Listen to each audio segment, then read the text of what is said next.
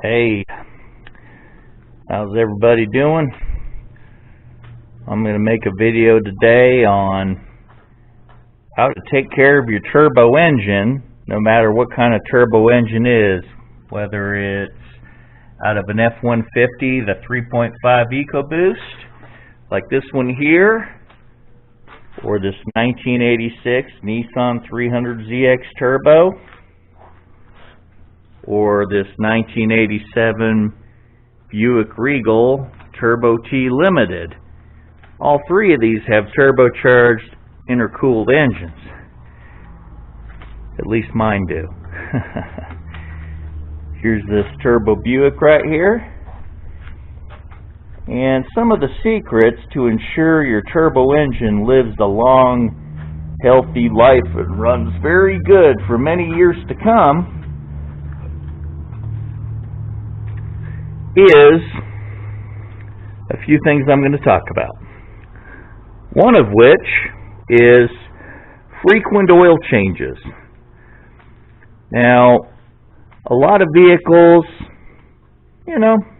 they could all use frequent oil changes on a great oil schedule. Like, I would say this EcoBoost, I would go 100% full synthetic with the new filter every 4,000 to 5,000 miles, or 6 months. That would be a good, reasonable time to do your oil changes. Number two, another thing that keeps engines alive that are turbocharged is letting your engine cool down after you run the engine. Like, say you've been driving for 35 minutes, a few hours, you've been on a long drive.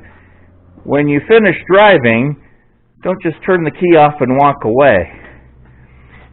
It's highly recommended to sit in the car, let the engine idle down for about 5 minutes, let the oil run through the bearings of the turbochargers to ensure that all the oil in the bearings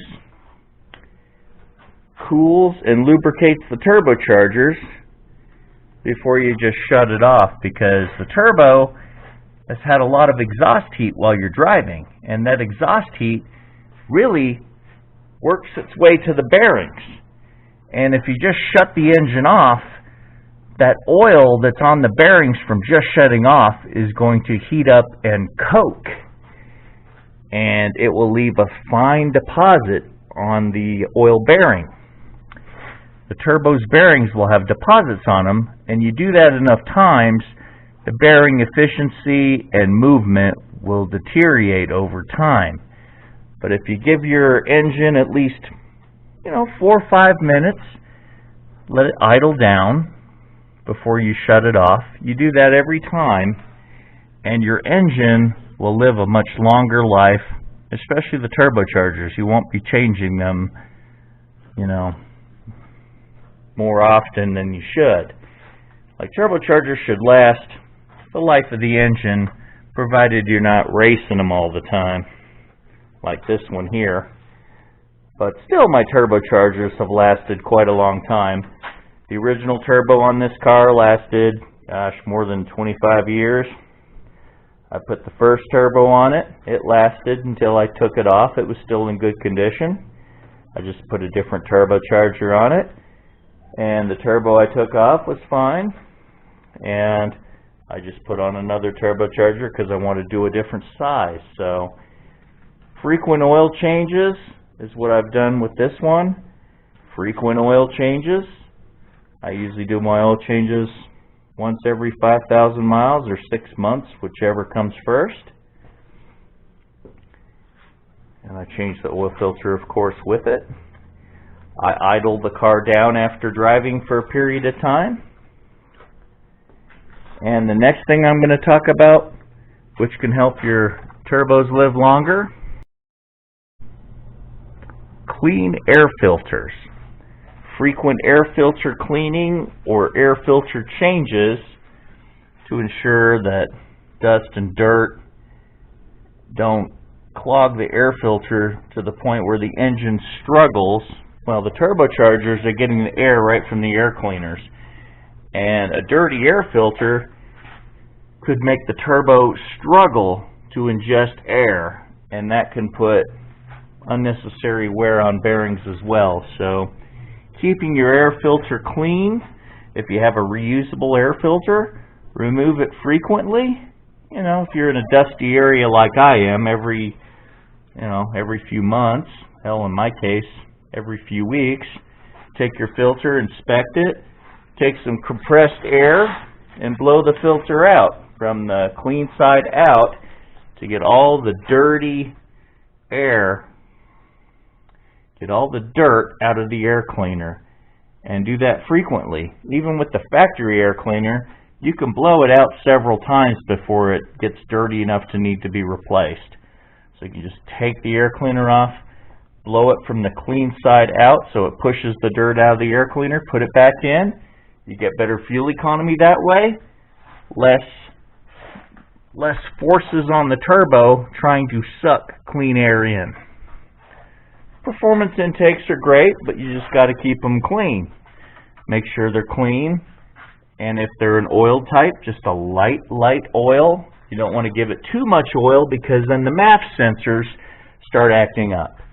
So myself, when I clean a K&N air cleaner, I clean it thoroughly to get the dirt and nastiness out of it, and then I spray just a slight bit of oil, not a lot.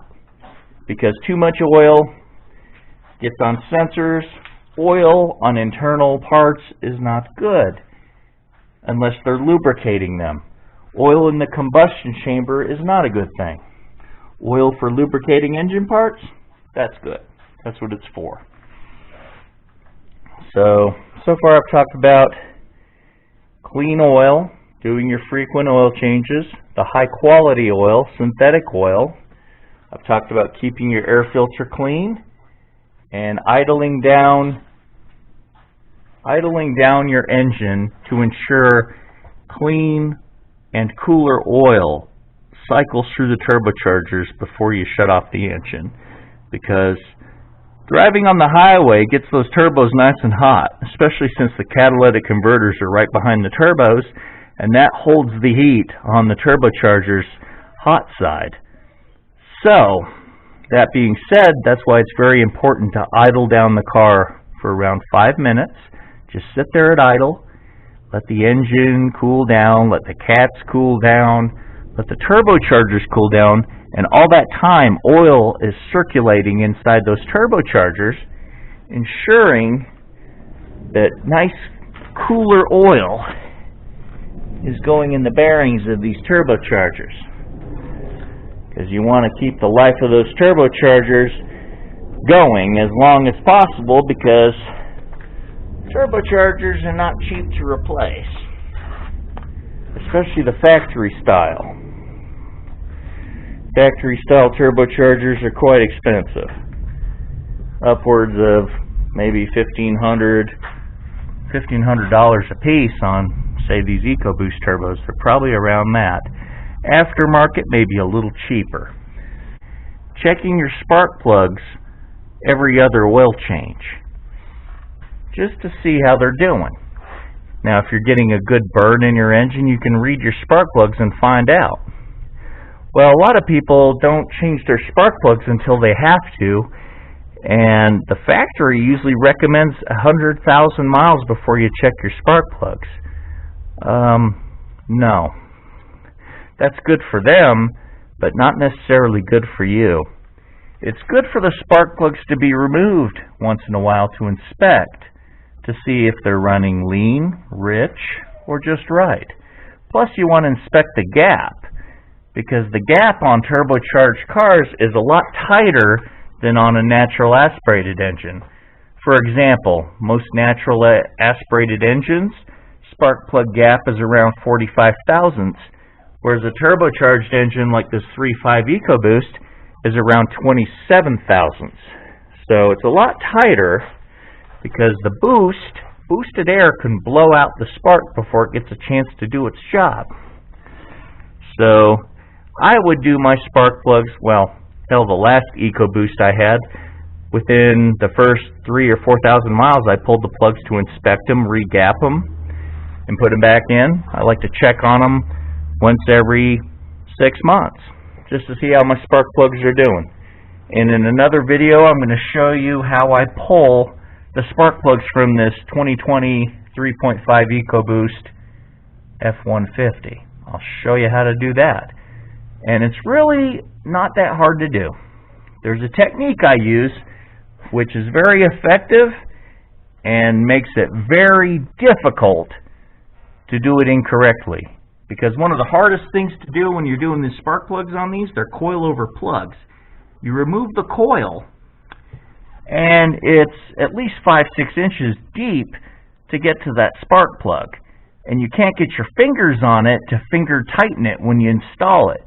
There's a trick I use with a fuel hose that's just as effective as finger tightening, so there's low to no risk of cross-threading because you're using something so gradual like a fuel hose to start hand tightening the spark plug. And then once it threads in all the way, you do the final torque with a ratchet and an extension. Well, I've talked a bit about all this stuff here on how to keep your engine happy, keep these turbocharged engines running great for a long time and reliable. I hope this video helps some of you out, and have a great day. Mad boosting.